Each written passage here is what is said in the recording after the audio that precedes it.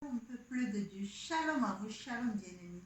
Nous sommes encore arrivés aujourd'hui à notre rendez-vous hebdomadaire où nous partageons la parole, où nous nous édifions, où nous nous soutenons mutuellement. Donc, d'ores et déjà, je remercie toutes les personnes qui suivent ces émissions assez régulièrement. Merci aux hommes de Dieu qui me soutiennent, qui suivent, qui me motivent et qui prient inlassablement pour moi, pour que nous puissions continuer dans de bonnes conditions. Merci à vous. Demeurez bénis et que l'Éternel vous fasse du bien. Merci à toutes les personnes qui sont abonnées à ma page Facebook, à ma page YouTube et qui me motivent aussi, qui me soutiennent. Merci pour tous ceux qui nous rejoignent. Merci pour vos témoignages et demeurez infiniment bénis. Alléluia. Avant de commencer toute chose, nous allons remettre ces moments dans les mains du Seigneur. Amen. Père éternel, Dieu de gloire, Dieu de miséricorde, nous te louons, nous te magnifions, nous te célébrons pour cette belle journée que tu as encore créée. Oui, Yahweh. Tu nous as donné rendez-vous encore ce matin parce que tu nous as aimés le premier et tu étais là dès l'aurore avant que nous nous arrivions. Merci Père pour ta présence au milieu de nous. Merci parce que oui Père, aujourd'hui toi-même tu viens édifier ton peuple. Efface ma présence, efface mon être tout entier. Viens prendre la place, Père, viens prendre la place sur ton trône et viens nous édifier, viens changer l'histoire de quelqu'un. Amen. Amen. Lumière du monde, venue dans l'obscurité, tu ouvres mes yeux et je vois. Grâce et bonté, que mon cœur ému t'adore, mon âme inspire après toi, et me voici pour louer, me voici à tes pieds, me voici pour te dire tu es mon Dieu. Ô Seigneur, sois adoré, car toi seul es digne.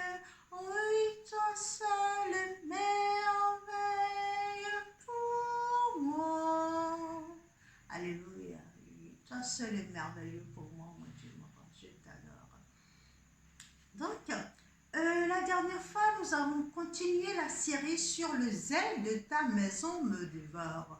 Le zèle de ta maison me dévore. Et nous avons commencé juste un sous-thème qui s'intitule euh, de, du zèle pur au zèle amer. Alléluia, le zèle pur. Nous avons passé du zèle pur au zèle amer. Et en fait, c'est un sous-thème qui nous parle du zèle, de la lèpre spirituelle. La lèpre spirituelle.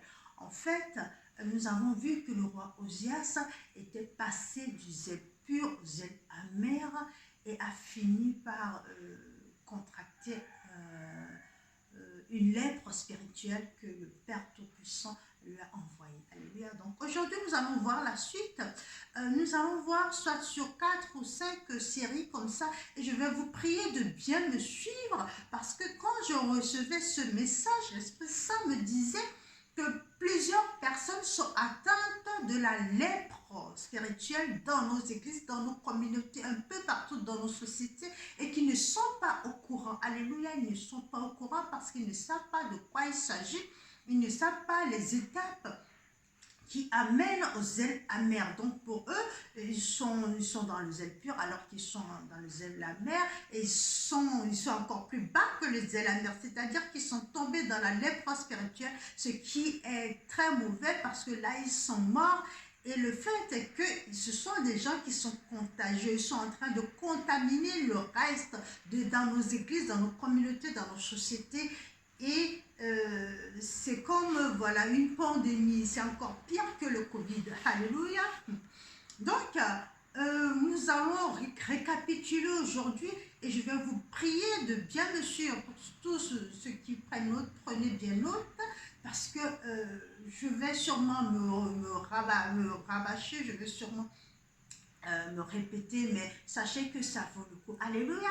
Donc, nous avons vu le passage de 2, la dernière fois, nous avons vu le passage dans 2 Chroniques 26, verset 16, et nous avons parlé du zèle amer, c'est-à-dire que nous avons parlé de la lèpre spirituelle qui fait que beaucoup de personnes sont passées du zèle pur au zèle amer. Le roi Osias, il est passé du zèle pur au zèle amer. Donc aujourd'hui, je vais vous donner 5 choses qui font que nous pouvons identifier une personne qui est passée du zèle pur au zèle amer. Alléluia.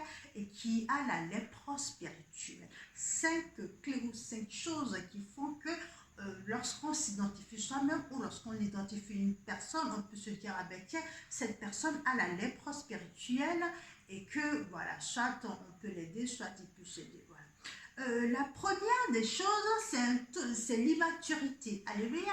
C'est l'immaturité. La Bible nous dit que Osias a été nommé roi. Osias a été nommé roi. À quel âge? Osias avait 16 ans. Osias avait 16 ans quand il a été nommé roi.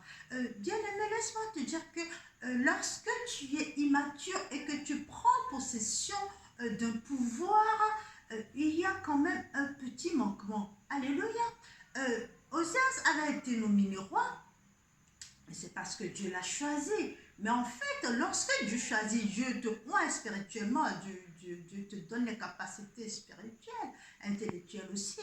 Mais le fait est qu'intellectuellement et même physiquement, il y a certaines étapes quand même à suivre à l'homme pour pouvoir être mature. C'est-à-dire qu'il y a aussi une expérience de vie, il y a aussi une qualité de vie, il y a certaines expériences qu'on acquiert avec l'âge qui font qu'on devient mature. On ne naît pas mature, il y en a qui naissent matures, mais il y a aussi certaines choses qu'on contracte par la suite qui font qu'on peut se dire à l'âge de 30 ans que oui, je suis mature. Alléluia. Donc Osias, à 16 ans, il a été nommé roi. Donc, permettez-moi de vous dire que oui, Dieu lui a donné toutes les capacités d'être roi, de pouvoir trancher, de pouvoir guider le peuple, mais cela ne suffisait pas. Il était immature. Ce qui fait que la deuxième étape, ou bien la deuxième chose, c'est que il y a le non-respect de la hiérarchie. Lorsqu'on est immature, on ne respecte pas toujours l'hiérarchie. Parce que pour respecter l'hiérarchie, il faut être humble. Alléluia. L'humilité, c'est la troisième étape. Pour respecter l'hiérarchie, il faut être humble. Donc, Osias n'a pas respecté hiérarchie au niveau des sacrificateurs. Lorsqu'il est rentré dans l'église, il a voulu allumer, il a voulu offrir un encens, offrir un parfum à Dieu.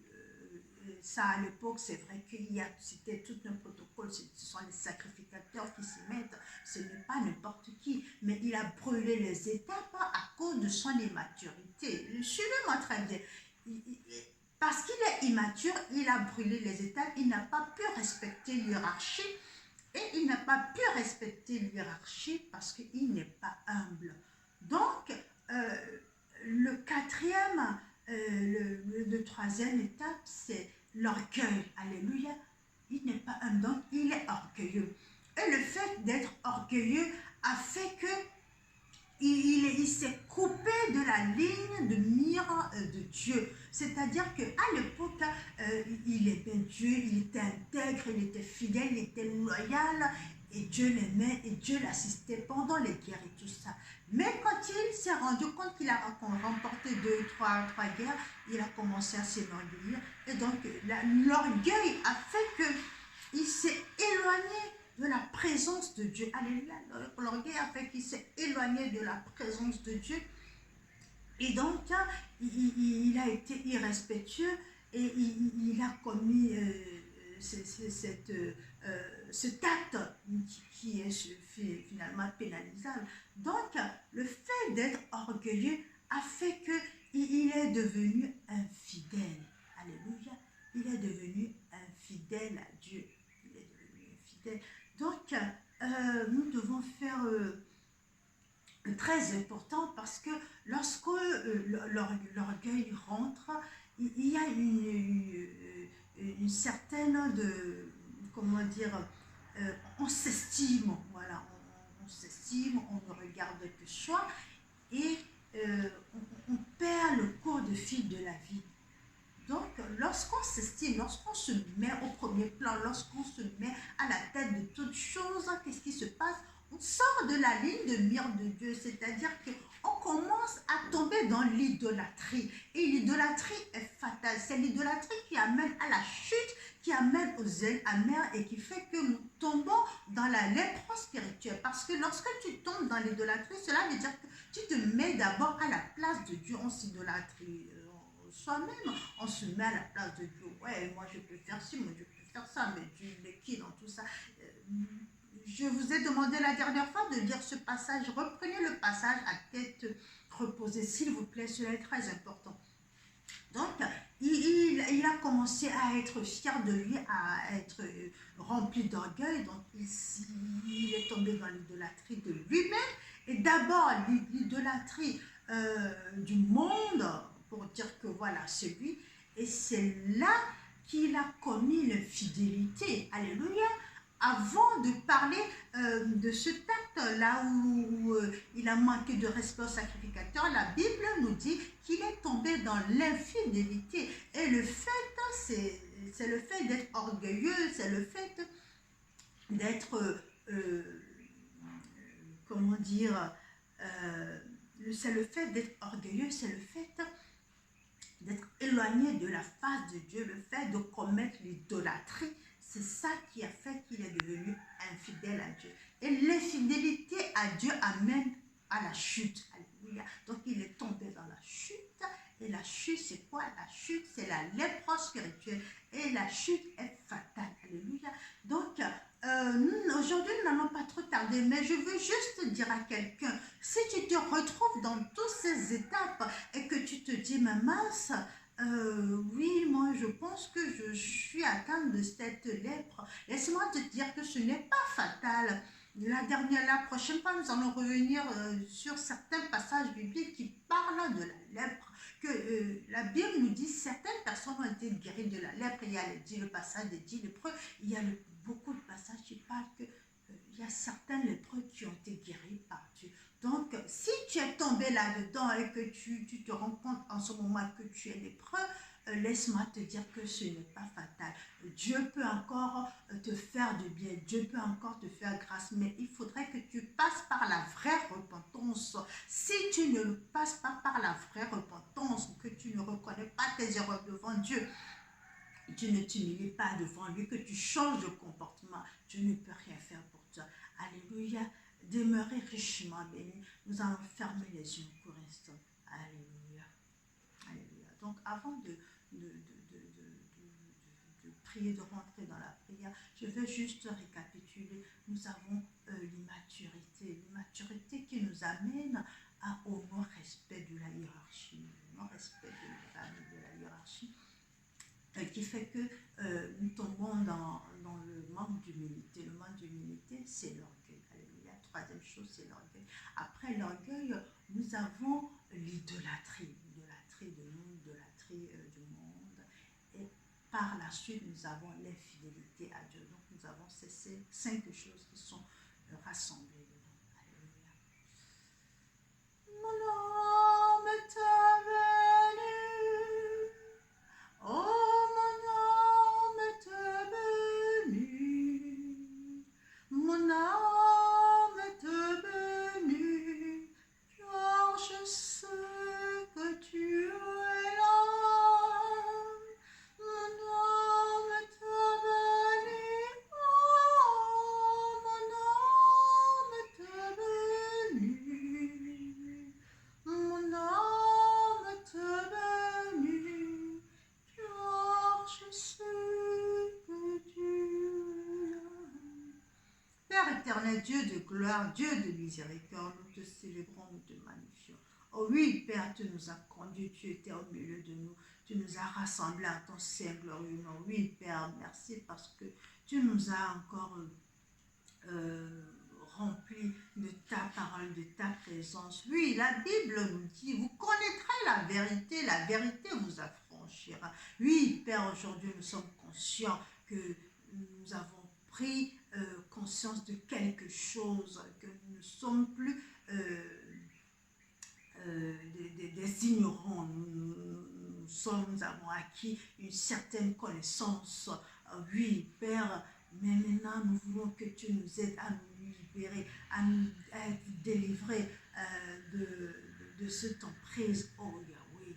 Bon nombre de la population des chrétiens souffre de ce malaise qui est la lèpre spirituelle. Père, nous te prions, nous te supplions. Ceux qui sont tombés dans cette pathologie, dans cette maladie qui contaminent les autres, Père, nous te supplions pour eux. Et tous ceux qui sont aussi en voie, qui sont déjà, qui ont la lèpre, qui ont le zèle pur et qui sont en train de dégringoler en zèle amer et pour finir dans la lèpre spirituelle, Père éternel, nous te prions. Rassemble-les et rattrape-les avant qu'ils ne chutent et qu'ils ne fassent une chute fatale. Oh Yahweh, aie pitié de nous, aie pitié de nous, aie pitié de nous, Yahweh. Nous t'implorons aujourd'hui, viens-nous en aide, éclaire-nous encore et remplis-nous, Père, de ta puissance qui fait que nous puissions prendre conscience d'une chose qui fait que lorsque nous tombons dans le zèle amer, que l'on puisse réaliser quelque chose et se rattraper et tout de suite rentrer dans la vraie repentance afin que toi-même tu puisses nous assister. Nous te magnifions, nous te célébrons, nous te glorifions. Gloire, louange, honneur à toi, mon Dieu. Demeure béni, bien-aimé, n'oublie pas, tu as un Dieu qui t'aime. Alors, garde le sourire et prosterne-toi sans arrêt devant ton Dieu parce qu'il est le Tout-Puissant, il est le Tout-Suffisant. Il n'y a que lui qui puisse te sortir de cette emprise du zèle amer et de la lèpre spirituelle. Amen, amen.